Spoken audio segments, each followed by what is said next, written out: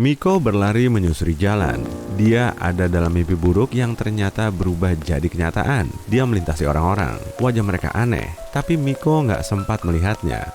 Jantungnya serasa mau melompat keluar dari dadanya. Miko kabur ke gang gelap, menabrak tempat sampah, dan terjatuh. Dia melihat poster orang di dinding.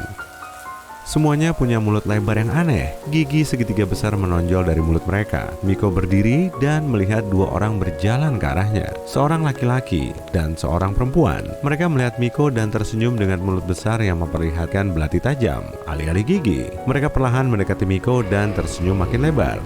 Miko cuma melihat rasa lapar yang tak terpadamkan di mata mereka, yang mungkin akan dilampiaskan dalam beberapa detik lagi. Miko hampir pingsan. Tapi mari kita mundur 20 menit untuk mencari tahu apa yang sebenarnya terjadi di sini. Gigi megalodon mirip dengan gigi hiu putih, tapi jauh lebih besar. Ukuran rata-ratanya sebesar telapak tangan orang dewasa. Manusia biasanya punya 32 gigi. Jadi, seberapa besar ukuran mulut megalodon untuk memuat 32 telapak tangan dalam dua baris? Pasti besar sekali. Itulah yang ada di otak Miko saat memegang gigi megalodon yang dia temukan tahun lalu di lepas pantai Florida. Salah satu hobi Miko adalah arkeologi, tapi hobi utamanya adalah sains. Miko telah menciptakan suatu proyek yang bisa menyimulasikan berbagai cara evolusi, jutaan terabita data, ratusan ribu ilmuwan di seluruh dunia, serta puluhan pusat penelitian. Semua ini dibutuhkan untuk membuat program simulasi yang unik, dan begitulah cara kerjanya. Kamu bisa memeriksa hipotesis apapun menggunakan komputer. Misalnya, kamu ingin tahu akan seperti apa dunia tanpa burung.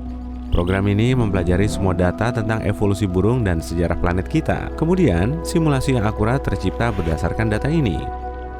Miko memakai kacamata khusus. Lensanya terhubung ke otaknya lewat matanya, dan Miko pun terjun ke dunia virtual. Orang-orang hidup tanpa pesawat terbang di planet tanpa burung ini karena mereka tidak punya inspirasi untuk menciptakan penerbangan. Dunia ini tidak terlalu berkembang karena orang-orang dipisahkan oleh jarak. Tubuh Miko yang sedang tidur ada di lab, tapi otaknya yakin dirinya berada di dunia lain. Setelah 1 jam, program ini akan memutuskan Miko dari simulasinya secara otomatis. Miko memegang gigi besar itu dan berkata dengan lantang, "Apa jadinya kalau orang punya gigi megalodon?" Dia lupa kalau lagi pakai kacamata. Program itu mendeteksi ucapan Miko dan mulai bekerja. Secara teoritis, dunia seperti ini mustahil ada. Miko pun yakin program itu tak akan berhasil. Tapi ternyata simulasinya berhasil dibuat. Dia pun dibawa ke sana. Sekarang, dia harus bertahan hidup di dunia dengan orang-orang bergigi besar selama 1 jam. 2 dari mereka mendekati Miko. Tangan mereka menjangkaunya. Miko menutup matanya. Dia takut akan sensasi fisiknya. Otaknya tidak tahu Miko sedang dalam simulasi. Jadi rasa sakitnya akan terasa nyata. "Hey bro, kamu nggak apa-apa?" tanya si laki-laki. "Kok kayaknya takut banget?" ucap si perempuan cemas. Miko menatap mereka dengan heran dan menjawab, "Kalian." Orang-orang bergigi besar itu saling menatap dan mulai tertawa. Mereka bilang Miko berada di tempat paling aman di alam semesta. Ini adalah planet yang dihuni oleh orang-orang paling baik hati. Miko nggak percaya. "Tapi kenapa kalian punya gigi kayak gitu? Dan kenapa kalian begitu ramah?" tanya Miko. Jutaan tahun lalu, saat megalodon mendominasi lautan, zaman es tidak terjadi. Hiu raksasa terus berenang di perairan hangat seluruh dunia. Mereka bertambah banyak dan makin banyak. Dan populasi semua kehidupan laut lainnya mulai berkurang. Kemudian lautan kehabisan makanan. Ikan lain berenang jauh di air dangkal untuk melarikan diri dari megalodon. Kemudian mereka keluar dari air selama ribuan tahun. Hiu besar juga ingin bertahan hidup, jadi mereka mulai keluar dari laut juga. Mereka berevolusi menjadi makhluk yang berdiri tegak, sirip, dan ekor ikannya menghilang. Megalodon jadi punya lengan dan kaki, dan tulang punggung mereka jadi lurus. Tapi ada yang nggak berubah, rahangnya. Megalodon adalah hewan tertangguh di lautan, kemudian menjadi makhluk paling berbahaya di darat. Tak ada yang bisa menggantikan mereka di puncak rantai makanan. Hiu yang berdiri tegak mulai menyebar ke seluruh dunia, bahkan ke utara. Mereka beradaptasi dengan iklim dingin. Kulit halus mereka mulai ditumbuhi bulu. Mereka selamat dari beberapa era dingin serta masa kekeringan. Mereka menjadi raja dunia berkat gigi tajam dan rahang yang besar. Anatomi tubuh mereka terus berubah. Kulit mereka menjadi lebih rapuh. Rambut mulai tumbuh di kepala mereka. Kuku muncul di jari mereka. Mereka pun berubah menjadi manusia dengan mulut raksasa penuh gigi tajam. Ada hal lain yang mereka warisi dari hiu purba, yakni sifat haus darah. Sifat agresif dan keinginan untuk merebut tanah sebanyak mungkin membuat mereka menjadi perusak planet. Mereka memusnahkan hampir semua spesies hewan lain. Kemudian mereka mulai berperang satu sama lain. Tidak ada pemenang dalam konflik planet ini. Kelaparan dunia dimulai. Keturunan hiu purba tak bisa lagi mendapatkan makanan yang cukup karena rasa haus yang tidak terpuaskan memusnahkan semua hewan lain.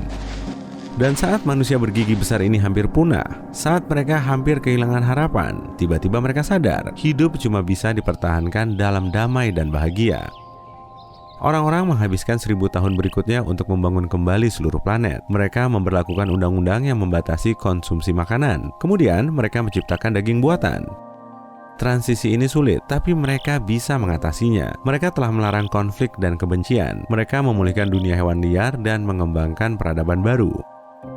Mereka belajar memecahkan masalah dengan saling mendukung. Sifat agresif mereka jadi tersembunyi jauh di dalam jiwa, tapi mulut besar dan gigi tajam mereka tetap ada. Dari luar, orang-orang ini tampak seperti monster yang berbahaya dan ganas, terutama saat tersenyum. Tapi di balik senyum penuh gigi ini, ada hati yang baik dan simpatik.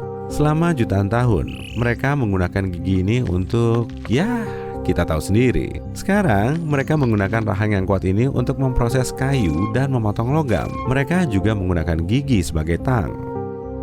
Hampir tidak ada pisau di rumah mereka, karena semua orang menggunakan gigi untuk memotong makanan. Mereka juga tidak membuat kapak. Orang-orang bisa memotong kayu menggunakan rahang. Dingin, panas, logam, kayu, kaca, nggak ada yang bisa melukai mulut hiu. Tapi kemudian mereka menemukan gula. Jadi, kue, permen, dan coklat susu menyebabkan masalah gigi serius. Ratusan dokter gigi di tiap kota tidak cukup untuk mengatasi masalah ini. Orang-orang sangat bergantung pada gigi mereka, sehingga mereka sendiri harus menjadi dokter gigi. Setiap orang belajar kursus kedokteran gigi dasar untuk bisa mengobati gigi berlubang sendiri. Budaya gigi telah menyebar jauh melampaui layanan gigi. Orang-orang mulai membuat tato gigi. Banyak rahang terlihat seperti kanvas dengan pola dan lukisan warna-warni. Ada pula yang menutupi giginya dengan fosfor. Bayangkan senyumnya yang bersinar dalam gelap. Orang-orang melatih otot rahang dengan alat khusus, yaitu expander mulut. Mereka meletakkan bantalan karet di gigi dan mengunyah bola karet agar berotot. Selain salon manikur dan pedikur, orang-orang juga mengunjungi salon asah gigi. Makin tajam dan kuat gigi seseorang, makin ramah orang itu. Mereka selalu ingat, agresi sekecil apapun bisa menyebabkan konflik besar, seperti korek api yang jatuh ke tong bensin. Itulah sebabnya semua orang berlatih meditasi dan teknik lainnya supaya bisa harmonis dan damai.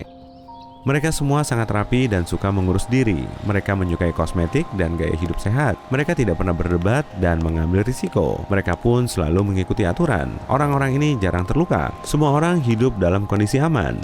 Mereka bahkan tidak memasang gembok di pintu. Dunia ini sepertinya terlalu sempurna. Tidak ada yang menangis ataupun berteriak di sini. Mereka semua tersenyum dan sudah lama tidak sedih. Jadi, Miko bisa dibilang berada di tempat yang aman. Dia menyusuri jalanan dan melihat orang-orang bahagia. Miko sadar ada goresan kecil di telapak tangannya. Mungkin itu karena dia jatuh di gang tadi. Dia melihatnya dan menyadari semua gerakan di sekitarnya berhenti. Ratusan orang terdiam. Mereka semua menatap Miko. Kelukanya, air liur mengalir dari mulut mereka yang penuh gigi. Pupil mereka melebar. Tampaknya, naluri hiu mereka terbangun lagi. Sekarang, Miko nggak punya kesempatan untuk melarikan diri. Dan saat itu terjadi, program komputernya mengeluarkannya dari simulasi.